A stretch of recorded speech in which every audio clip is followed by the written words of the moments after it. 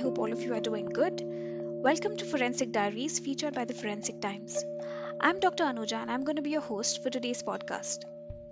There's a famous forensic anthropological saying that is, we speak for the dead to protect the living. Testimony to this adage are the various identification techniques available at our disposal when unidentified remains are found. History tells us that there are several cases, even when the bodies are damaged beyond recognition, that have been solved using an array of techniques. Today we will see one such case, an interesting one at that, the Jigsaw murders. In the face of natural calamities, fire or road accidents, or even gruesome crimes, there may be complete disfigurement of the remains including facial features. Thus, identification may prove to be difficult. In such cases, presence of skeletal remains may aid in identification. However, there may be instances where the remains may be mangled or scattered. It is in these circumstances that the skull and dentition come into foray. The Jigsaw murders is a case where several novel and intriguing techniques were used to aid in the identification of the victims and nabbing the suspect, thereby aiding in the procurement of justice. So a little background into this case. This case is about a Mr. Buck Ruxton who was born as Bakhtiyar Rustamji Ratanji Hakim in Bombay, India in 1899. He studied medicine at the Universities of Bombay and London. Before taking up his post as a physician in Lancaster in 1930, he had served with the Indian Medical Corps in Iraq and had gained further experiences as doctor in London. In Lancaster, he took over a substantial practice which catered largely to a working class population. He lived in Lancaster with his wife Isabella Ruxton, 3 children and their maid Mary Jane Rogerson near the English-Scottish border. So what was the crime that he committed? Mrs. Isabella Ruxton, wife of Dr. Buck Ruxton, and her maid Mary Rogerson was last seen on September 14, 1935. Dr. Ruxton claimed that his wife Isabella Ruxton had gone with the maid Mary to Edinburgh. He stated that Mary was pregnant and his wife accompanied the maid to help her obtain an abortion, which was illegal back then. Now remember, we're talking about way back in 1935 when abortion was considered illegal. Despite his statements, Dr. Buck Ruxton was the prime suspect. Why?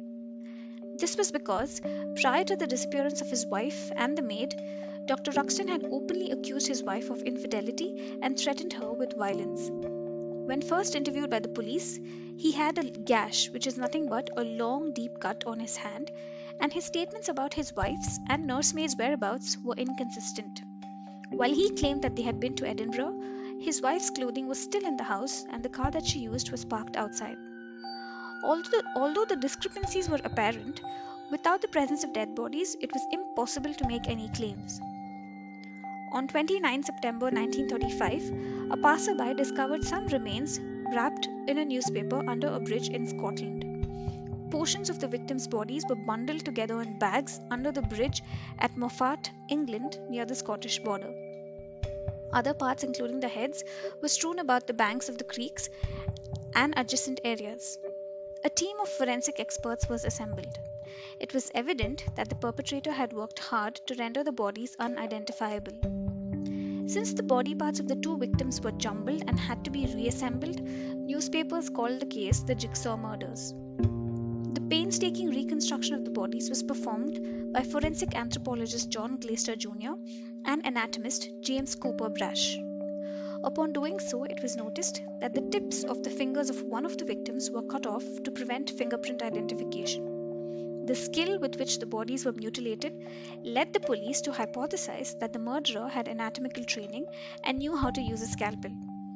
The newspaper that was used to wrap some of the body parts was a special edition of the Sunday Graphic that was only sold in the Lancaster area, dated 15 September 1935. The police were quick to investigate on this lead.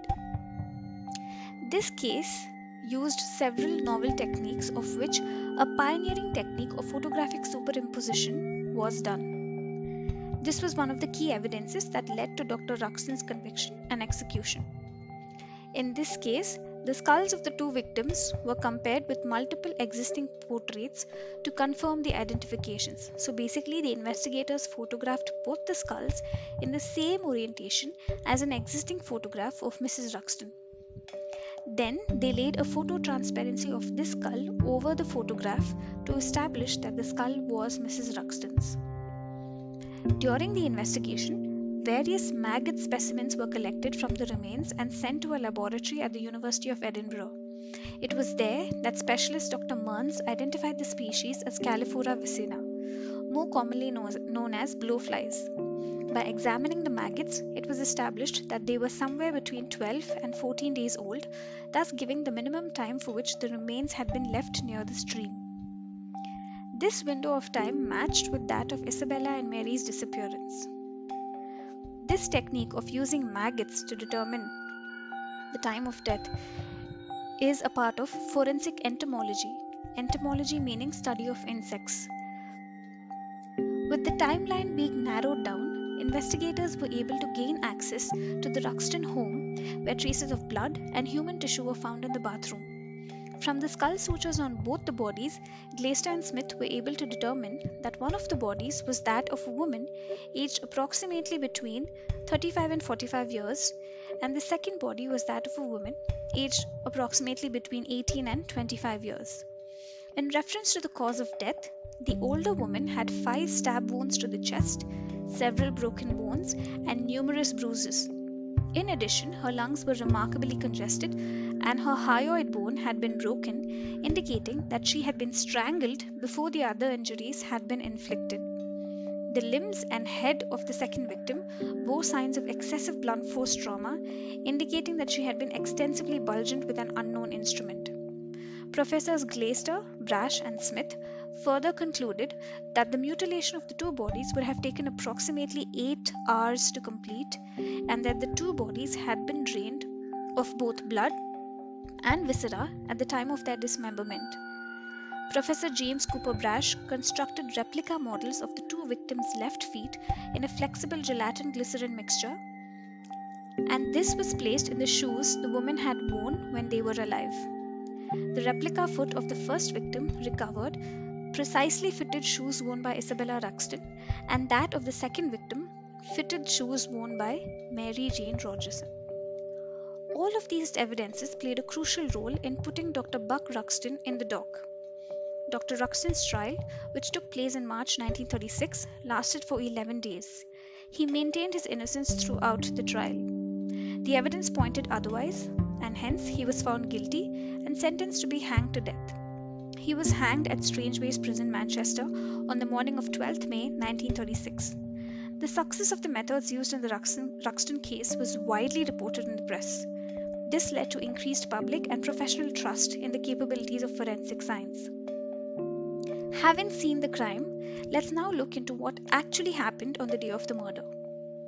On the evening of 14 September 1935, Isabella Ruxton left the family home to view the Blackpool illuminations and visit 2 of her sisters who lived nearby. She left Blackpool to return home at approximately 11:30 p.m. Upon her return to Dalton Square, where the Ruxtons lived, in the early hours of Sunday, that is 15th September, Ruxton's jealousy and paranoia apparently overwhelmed him, and he strangled Isabella to death with his bare hands before beating and stabbing her body. This act was witnessed by the housemaid, and therefore he extensively bludgeoned her to death by strangulation. The amount of blood subsequently discovered on the stairs, walls, and carpeting of Ruxton household indicated excessive blood flow prior to the body's mutilation, thus leading to the conclusion that Ruxton had stabbed either or both of his victims extensively shortly before or after death. On the day prior to the murders, Ruxton informed one of the 2 charwomen he and Isabella had employed not to come to his premises until Monday, 16th September. Also, within hours of the murders, he visited the home of the other woman he had employed and likewise told her not to clean his premises until 16th September, explaining that Isabella and Mary had travelled to Edinburgh. After he had driven his children to the home of a dentist with whom he and Isabella had formed a close friendship, and asking the couple to look after his children for the day, he returned to his home and proceeded to extensively dismember and mutilate both the bodies in the bathroom of his home in an effort to hide their identities. Several hours later, at approximately 4:30 p.m., Ruxton visited the home of one of his patients, a Mrs. Hampshire, and asked both her and her husband to return to Dalton Square in order to help him prepare for the decorators who were expected to arrive the following morning to perform some work he claimed he had been pre-arranged several months previously. So basically, he wanted to redecorate parts of his home in order to hide the evidence. When Mrs. Hampshire arrived at Dalton Square, she found the house in a state of disarray. As she would later testify at Ruxton's trial, all the carpeting had been removed from the stairs, and several sections of the flooring were littered with straw, which also protruded from beneath a locked bedroom door. Moreover, in the waiting room of the property, Mrs. Hampshire discovered several rolled up sections of carpeting, stair pads, and a stained suit. In the garden of the property, Mrs. Hampshire also discovered 2 further sections of carpeting and several burned towels. Before the Hampshires left Dalton Square, they were given several sections of stained stair carpeting and Ruxton's stained suit to keep, upon the condition that they thoroughly cleaned them. So how was the arrest made? On the evening of 12th October, Ruxton was arrested by Lancaster police and extensively questioned throughout the night. When asked to account for his whereabouts between 14th and 29th September, Ruxton produced a handwritten document entitled My Movements, which he then passed on to the investigators before making a statement based on what he had written. So Ruxton denied that he had ever been to Scotland after having established his Lancaster practice. However, he was unable to explain why his car registration number had been logged by the police. What had actually happened was that while en route to dispose the dismembered body parts, he hit into a cyclist and drove away. So the cyclist noted down his car registration number and reported it to the police. This incident acted as a strong circumstantial evidence which Buck Ruxton completely denied. He was further unable to explain why a police search of his home the previous day had revealed extensive traces of bloodstains on the stairs, railings, and various carpets within the property, despite evidence of the house being extensively cleaned and several walls around the staircase being recently redecorated. Moreover, he was also unable to explain why traces of human fat and body tissue had been discovered within the drains of his property, with much of this material recovered from the section of the drains leading directly from the bathroom. In the early hours of 13th October, the fingerprint and palm prints upon the second set of human hands discovered were found to be a match for Mary Jane Rogerson. Upon hearing this forensic match, Ruxton was formally charged with the murder of Mary Rogerson at 7:20 a.m. that morning. On 5th November, he was further charged with the murder of his wife, whose remains were positively identified using the technique of craniofacial superimposition, in which an X-ray of her skull was superimposed on a photograph taken of her when she was alive. Thus, he was arrested. Now, what is the aftermath of his arrest? So, in the hours immediately prior to his execution, Buck Ruxton wrote a letter to his chief defense counsel, Norman Burkitt Casey, wherein he thanked Burkitt for the skill in which he had conducted his defense before stating, "I know that in a few hours I shall be going to meet my Maker. But I say to you, sir, I am entirely innocent of this crime." The day after his arrest, Ruxton submitted a handwritten confession which he had instructed be opened only in the event of his execution or returned to him should he be acquitted. In this confession, Ruxton admitted to killing his wife while in a state of jealous fury, only to be interrupted in the act by Mary Jane Rogerson. Resultingly, he stated he had to also kill her. What's the trivia surrounding this case? The house on Dalton Square, where the murders were committed, remained empty for decades because of its notorious reputation. Eventually, in the 1980s, the building was gutted and underwent a substantial internal alteration. Thereafter, it became an architect's office. However, it still remains a non-residential building. The bath in which Buck Ruxton dismembered his victims was removed and used as evidence during his trial. Afterwards, it was used as a horse trough by the Mounted Police Division at its headquarters in Preston. The area in and around Garden Home Lynn, where Ruxton had disposed of the dismembered body parts of Isabella Ruxton and Mary Jane Rogerson, would become colloquially known in and around Moffat as Ruxton's Dump. The dismembered remains of Mary Rogerson were buried in the churchyard at Overton, a small village near the neighbouring town of Mocambe. There was a pub called Ruxton's less than 50 metres from where Dr. Ruxton lived. However, the name was later changed to The Square. It is important to note that this case took place in 1935-36, long before the sophisticated forensic evidence gathering techniques of today. Thus, it is indeed quite commendable that they came up with such novel techniques to crack this case. This case obviously garnered a lot of media attention. Several radio shows and television series broadcasted the Jigsaw murders, some of which included Bodies Under the Bridge, Dr. Ruxton Axe Killer, etc.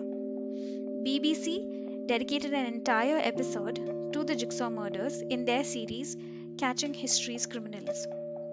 Books exclusively devoted to the murders were published, of which Ruxton, the First Modern Murder, completely focuses on the investigation into the Ruxton murders and the ensuing trial and conviction of Buck Ruxton. The Ruxton trial caught the public interest to such an extent that there was even a song about it as follows: bloodstains on the carpet, bloodstains on the knives. Oh, Dr. Buck Ruxton, you murdered your wife. Then Mary, she saw you, you thought she would tell. So, Dr. Buck Ruxton, you killed her as well. With this, we come to the end of this podcast. I hope you all found this podcast interesting and informative as well. If you did, do like and subscribe to our podcast channel, available on Spotify, JioSaavn, iTunes, Google Podcasts, and many more. If you wish to get featured in this podcast channel, email us at theforensictimes@gmail.com. Thank you for your time, everyone. Do stay safe and take care. Bye-bye.